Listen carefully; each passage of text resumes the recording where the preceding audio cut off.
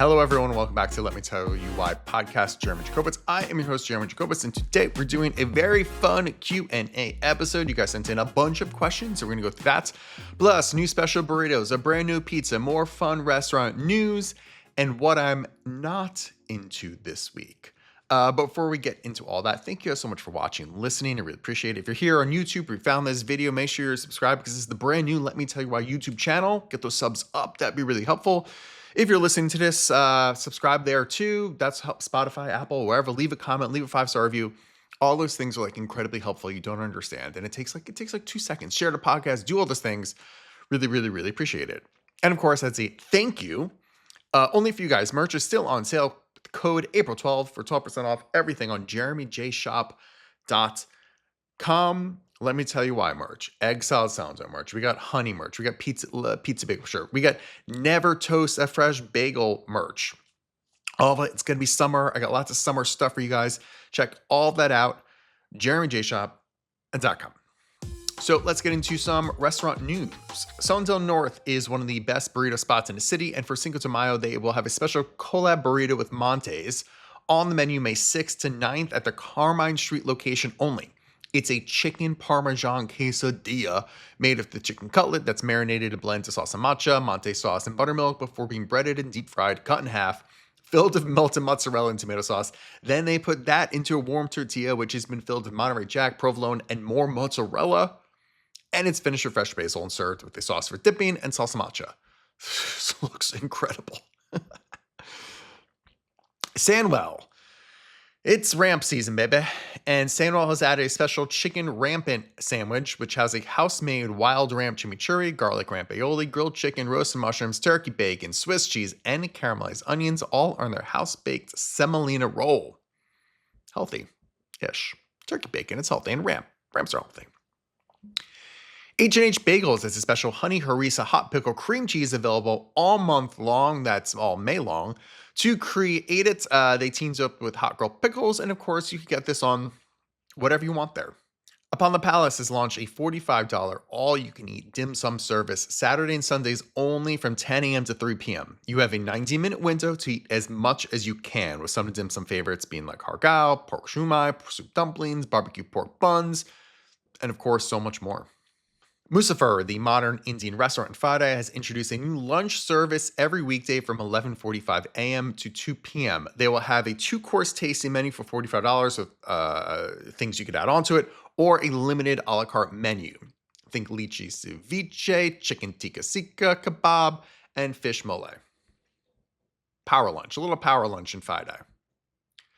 And finally, Emmy Square is launching a new skinny square pizza. It's the same everything, except now with 40% less dough, making it crispier and a lighter take in the classic Detroit style. It'll be available at all locations and with every single pie. So I do really like their pizza, but it is really heavy and really dense and really buttery. And I'm intrigued by this smaller take. I could be convinced that this might be even better. And I do wonder if this is like the GLP-1 effect. You see people see menus trying to cut down on everything because people just aren't eating as much food. So I wonder if that plays into it. Maybe it's a little money saving cost, or maybe it's just they heard the people and how many times can you eat Emmy Squared, and now you get a little thinner. It's a little easier. So yeah, intrigued by all that. Let's get into what you guys may have missed. This week only at Gertie's in Brooklyn. So if you're listening to this, it's Wednesday. You got Thursday, Friday, go do this. And I'll be there Friday too. They do a Bagels with Buddies with Buddies series. They do a collaboration series in spring. I'm truly honored to be on that list of people. So we created a bagel and we created a latke. On the bagel, it's a sun-dried tomato Calabrian chili, cream cheese with smoked tuna, with shreddis, with red onion, with banana peppers, all on a sesame seed bagel. A little Italian dressing on there too, like a very Brooklyn flavor profile going on. And then you get that on their latkes, which are like these big thick boy latkes. And that has melted provolone and banana pepperoncini on top. You go bite it, put it on there. That'll be available at Gertie's until Friday. So go get there. And again, I'll be there Friday if you guys want to say hi. I'll be there for like an hour or so in the middle of the day. I don't know what time yet. But if you want to come and say hi, I will be there. Edith's launched a new breakfast sandwich. I mean, listen, I've talked about Edith's endlessly. They launched a new special 8 a.m. to 10 a.m. It is a protein breakfast sandwich, 25 grams of protein. It's only it's $8.99 for one, $16 for two. Chicken sausage, creamy eggs, really great English muffin, like just like Cooper Sharp, just simple, perfect. I went there and ate it at Edith's, and I've already ordered it in 4 times since then. That's how much I really liked it. And Ambassador's Clubhouse opened in New York. When I was in London, Ambassador's Clubhouse was the best meal I had there. And they are now in New York, and it's just as good. It's big and grand and sexy, and the food was incredible. The hospitality was insane. Like, listen, I'm not so well versed on Indian food, and the menu is gigantic. And so many people from staff came over and were chatting with us about the menu, and like their depth of knowledge was so much beyond, oh, I tasted that. It's like they knew everything about that dish. Really impressed. And also, we was 3 people. We each got 2 drinks. We spent about $120 each, which for that kind of meal and that kind of service and that kind of restaurant is pretty cheap. So reservations are gonna be hard, but when you can get in, it's gonna blow your mind. Okay, so let's get into all the questions you guys sent in on Instagram stories. If you want to be part of this, I mean, you should be following me there too and look at my stories every single day. And then when you see the Q&A box pop up, leave a question. Then maybe I'll answer it on the podcast or answer it on stories or whatever you guys want. Let's get into this. How do you balance your career and dating? Well, I work 6-7 days a week. Finding time to have personal time at all is very difficult, and also just like you want to be motivated. I think that like there are times I'm not motivated to go on dates and I don't. And I think that there are times when I'm motivated to go on dates and I do. And I think it's just like I always say, like my schedule is busy but flexible. Where like, yes, I always have a million things to do. But I could always, at least with like a week or 2 in advance, I could always try and carve out some time to do something. So I really want to go on a date, great. Is it probably more difficult to date someone that works 6-7 days a week? 100%. Does it take a certain type of person's lifestyle to deal with that and be able to be cool with that? 100%. But it's your job, and there are bad parts to every job, and some jobs are harder than others, and whatever. And yes, that is one of the difficulties of doing what I do. You would think it'd be really easy. Well, it's your own schedule. Yeah, it's my own schedule, but like, if I'm out every night, if I'm going to dates every night, and I'm more tired the next day or whatever the hell, I'm not getting work done. If I'm not getting work done, I don't make money.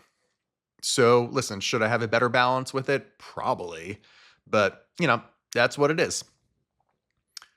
Any not so obvious tips for time management as a content creator? So this kind of leads back into the last one. Not so obvious. Huh. I think what I try and do is I have a billion things to do every single day, and want to get off to like a good start every day. So certainly if there are things that are like 100% have to get done, I always try and get those done first. But what I'll do is try and knock off easier things.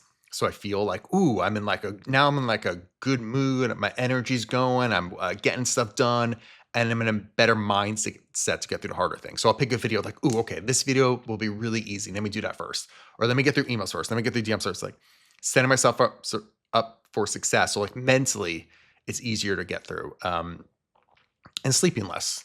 Maybe this isn't the best advice, but I say like, if you sleep 1 hour less a day and you can get all that stuff done and more, I'm a person that doesn't need that much sleep. So that works for me, but whatever. Best burger sauce in New York City. Okay, here's the thing about burgers. Burger sauces, special sauces, secret sauces, whatever. I mean, they're literally just all combinations of mayonnaise and ketchup. You know what I mean? I really don't think there's a drastic difference between much sauces. You got mayonnaise, you got ketchup, sometimes you got a little mustard, sometimes you got a little heat, sometimes you got a little bit like, they're all essentially the same. And people will get mad and be like, a secret sauce, but you know what that is? It's like, guys, it's just literally called a secret sauce. It's not actually a secret. It's just burger sauces are called secret sauces sometimes. And out of every component of a burger, I think like the burger sauce is the least important. You got the burger itself, you got the bun, you got what type of cheese they use. If it's a cheeseburger, you got any other additions. I think the burger sauce should just be there to complement everything, which is why ketchup and mayonnaise or mustard just kind of makes sense. It's just like all those additions to something so thick and savory and amazing, or even if it's thin, a smash patty, but like the savoriness of it all. Ketchup, mayonnaise, little mustard, or whatever combination of those things works. But it should complement. You should never even notice what the sauce is necessarily. How can I meet cute women in the Whole Foods in Williamsburg? Well, if you want to see a whole short film about a meet cute, sort of a meet cute at a grocery store, or about how at least a woman finding love at a grocery store, you should check out The Sandwich Line, a short film I produced, God, over a year ago, or well, we made it a while ago. It will be out on my YouTube very, very, very soon. We are finishing up our last festival, and then I could air it everywhere. So if you want advice, I don't know if this is super help you, but it is there for you. The Sandwich Line coming to my YouTube soon. Short film produced by me. There you go. So this says had a bad heart emoji, so not exactly sure what that means. Pattern. Fixed with therapy. Now I know what I want from love. Been single for 4 years. But I actually think that's good. I think that one of the reasons why you kind of remain single is that you do know what you want. And like sometimes that takes longer than just whatever. So maybe it feels a little frustrating, but I think that's better than falling for people or chasing people or being in relationships with people that you don't, but that in your soul, you know, you don't want, or for whatever reason. I think it's a good thing. Take your time. Life is long. I know you feel pressure. Don't feel pressure. This is a good thing. What cameras do you bring when you travel? So my main camera is my Canon C50. That's my main camera. I try and film almost everything on. It's yay big. So I always have that on me. I have my DJI Osmo Pocket 3, just in case I'm in a situation where I can't have a giant camera. That's on me. I would love to upgrade to the 4, but the 4 is not going to be available in America because of this bullshit DJI banning thing. So I might pick it up when I travel. Of that on me, I have my iPhone on me, and then I usually have depends on how big of a trip it is. I always have my Leica M11 on me if I'm taking if I'm like in Japan or a bigger trip like that, so I could take like beautiful photos. And then I'll usually pick one film camera to bring also. So yes, I travel with a lot of cameras, but I want to capture everything, photos, videos, and I never know what my mood is. I don't necessarily carry all that on me although I say that, yes, I do. Like when I was in Japan, I had the M11 strapped around my body. I had a backpack with my C50, or I'd be holding my C50. And then I had a film in my winter jacket. It's easier in the winter because I have a jacket, so I have a lot more pockets. I could have it on my backpack too, but I try and have all those things on me and not break my back. But yeah. Know of any jobs for a historian with a master's in pub history? I don't know what pub history is. Back in the States, I'm looking. No, I don't. I'm sorry. I haven't had to look for a job in a long time. Even when I worked in TV and I hopped around from job to job, wasn't a lot of outreach. It was a lot of inward bound stuff, and I sort of still work in the same world. And I don't even know. I don't know that's geez, a master's. Oh, with a master's. I don't know. I don't know how to help you. I'm sorry, but hopefully you can find something. I love to show you something I'm building to pick your brain a little bit. Any chance? Email me. The email's on my Instagram bio. You could always find my email. I'll preface this. If it's an app, I have been pitched by every map in the whole, or every app, not every app. I've been pitched by a lot of apps that are sort of the same. It is some way of saving restaurants or something. Please, guys, I've been doing this for over 10 years, and I've had multiple meetings every single year with people that want to make it easier to save restaurants. We don't need it. We don't need it. Listen, I save all my stuff on Instagram essentially. Between Instagram saving stuff, TikTok saving stuff, Apple Maps saving stuff, Google Maps saving stuff, and Belly has really actually been the only map app to break through of saving restaurants. We don't need any more. Don't email me about those. I swear to God, I've had dozens of meetings with people with the same exact app over 10 years, and none of them have succeeded. So I promise you, come up with something else. Or AI, I don't fucking know. What did you take in college? I studied sports management, and I know that makes almost no sense now. But everything leads to something. So yes, I studied sports management. I went into it. I went to NYU with it. It was kind of my backdoor way of getting to NYU. I went in with that major, which I don't really suggest. I think when you ask a 17-year-old boy, because I did early admission, what do you want to major in? I was 16 probably when I decided this. Of course, it's sports management. A 16-year-old boy should never decide what his future should be. Did it all work out? Of course. But you shouldn't go into school with a major. That was silly. But I did, it all works out. What do you usually eat for breakfast? All right, so I basically eat like the same sort of breakfast over and over and over again, and like variations of it. Right now, crack 2 eggs into a pan. Add more egg whites. So it's 2 whole eggs, maybe like 4 to 5 amount of egg whites. Let them cook for a minute. Pop yolk, flip, turn off the heat, let them finish on the other side. As that finishes, I take 2 tortillas and I heat them up. I put a little mayonnaise, I put a little ketchup, and I throw the eggs into there, and it's 2 tacos. And then I have my gigantic glass of Grady's cold brew, the greatest coffee in the whole world. You're supposed to mix it with water. It's supposed to be 1/3 concentrate, 2/3 water. I don't do that. I fill the coffee up to the brim, or 3/4, 85% there. Put a little pistachio milk in there, and I'm ready to go. If you were a pro wrestler, what would your stage name be? Thank you for asking. It would be Triple J. Triple H is my favorite wrestler of all time. My name is already Jeremy Jacobowitz. We're like 2/3 there, so we could just find a fake middle name to have. So it's like Jeremy whatever Jacobowitz, but Triple J. I thought about this too much. Do you secretly post your own questions to make it seem like people are interested in you? No, these are all real. These are all real questions. Didn't fake them. It'd be funny. It would actually be funny if I like did an episode where AI asked me questions. If I said like, "Hey AI, knowing who I am, give me a list of questions." I might actually do that. But if I did that, I would tell you. I wouldn't lie to you because I think that would be the point of the video. Have you ever thought of coming to India? Yes, I would love to go to India. I'm a little concerned about the heat. I'm a little concerned about when I could actually go there, that I would somewhat be comfortable. I don't know if that's a possibility, but I would love to, especially like the northern India region seems so interesting and unique and cool. It's all these different subcultures there. I would love to go there. I think it might, because of just how big of a trip it is, I think I would need a little bit of help. Someone will tell me I'll get there. That'd be fantastic. But yeah, I would love to get there 100%. All right, we'll finish with this one. What is the one thing you would change about social media? For me, I'll give you an answer on like a personal level and a professional level. On a personal level, they sort of tie into the same. I just want to see the people that I follow. Give me 2 tabs. I think TikTok sort of does it well enough. Give me 2 tabs, 2 main buttons. I know on Instagram you could kind of flip between them, but fuck that shit. Give me 2 distinct tabs I could go to. One tab is a For You, which is just a mix of everything.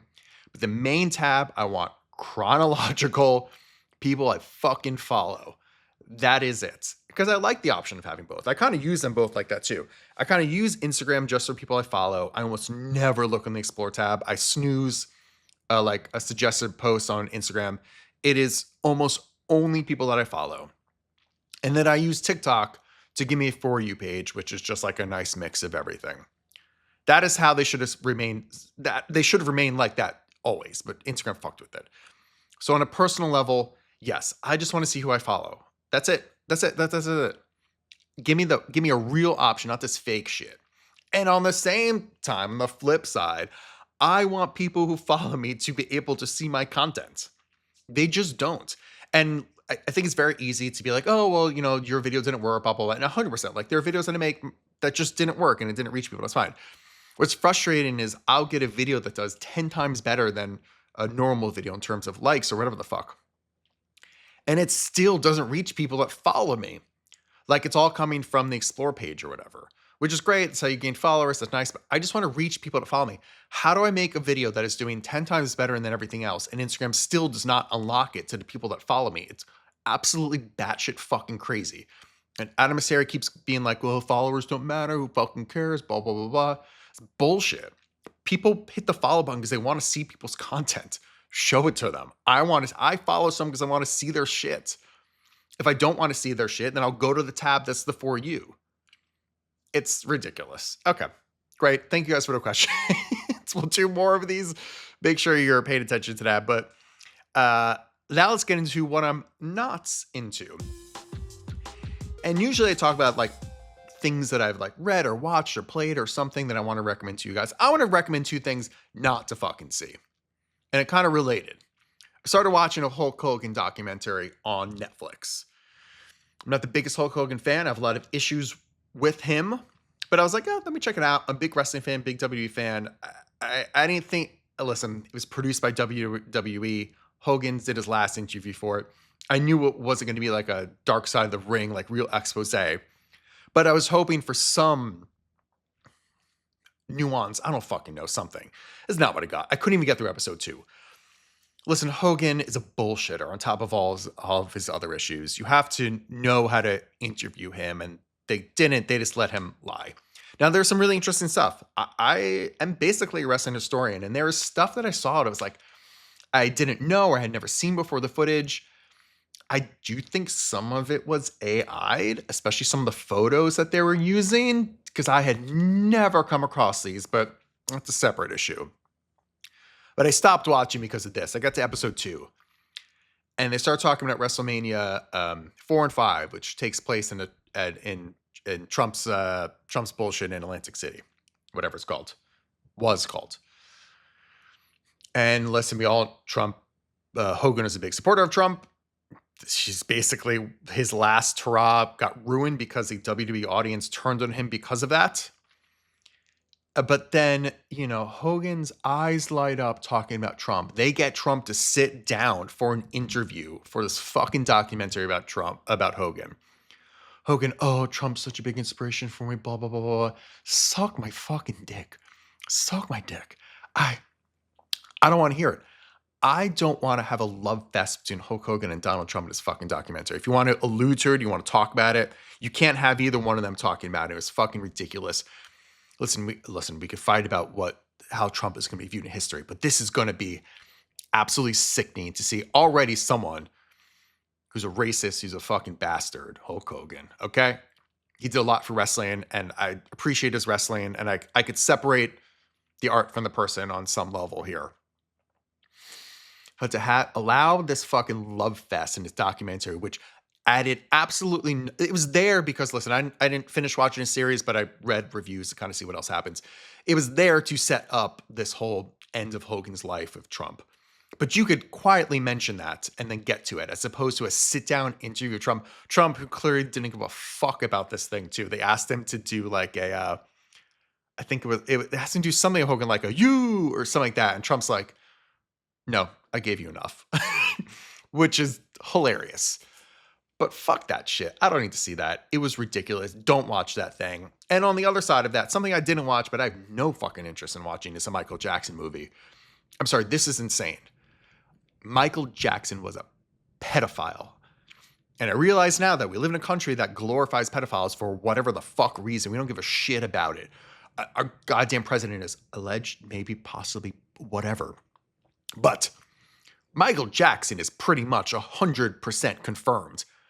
And if you want to listen to his music, that's perfectly fine. His music is wonderful. I could still I'm not going to turn it on, but I could still appreciate a Michael Jackson song, amazing, all that shit, whatever. We don't need a Broadway show about Michael Jackson. We don't need a fucking biopic movie about Michael Jackson that doesn't touch on any of this shit. It's ridiculous. Stop glorifying pedophiles. Like, why is that a fucking crazy thing to say? We don't need this shit.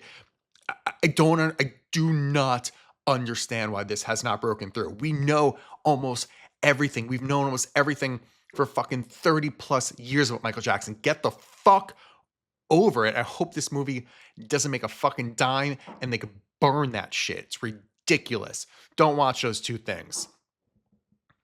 Thank you guys for watching and listening. I appreciate it. Make sure you are subbed or subscribed or whatever you want to do. Let me know what you thought about this episode in the comments, whether it's Spotify, YouTube, Apple Podcasts, whatever. You can leave a comment, say that too. All those things. And I'll see you guys soon. Bye.